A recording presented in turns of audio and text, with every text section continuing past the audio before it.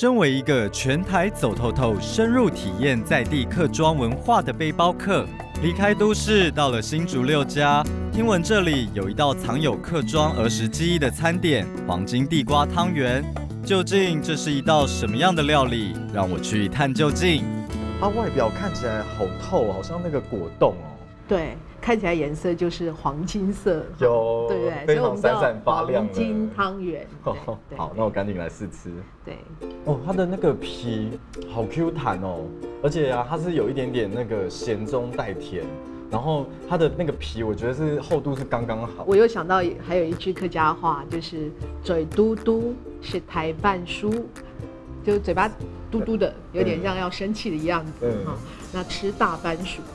嘴嘟嘟，嘴嘟嘟，吃台番薯，吃台番薯。哎，嘴嘟嘟吃大番薯，就是小孩子闹脾气时喂他吃番薯，他就会乖乖听话了。没想到简单的食物也有这么可爱的客家俗谚。接着，秋月姐带我到地瓜园挖新鲜地瓜，准备教我做这道儿时料理。一个是主要是地瓜的材料嘛，再来就是我们用纯的那个番薯粉。为什么要用番薯？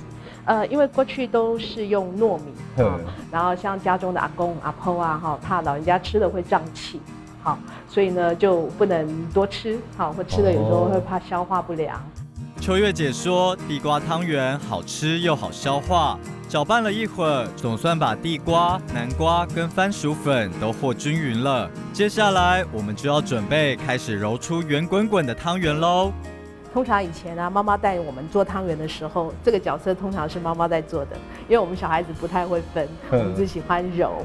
只喜欢揉。好，那分好以后呢，这一些呢，就可以放在手上。那刚开始我们小朋友不会的时候，我们是用一个一个揉圆一点，揉成汤圆的样子。对。那再来呢，我们稍微可以体会一下两个的时候。两个吗？好，我也来挑战。就一样，还是可以把它揉。怎么样？我揉成一个三角形，对不对？好，两个有一点难度，把它粘在一起了。对，我把它粘成一起了。一次揉2个汤圆真不简单，我试了好几次才成功。汤圆揉好之后，加入客家汤圆的基本配料煮熟，就可以上桌了。这次到六家能亲手做这道客庄儿时好滋味，真的很开心。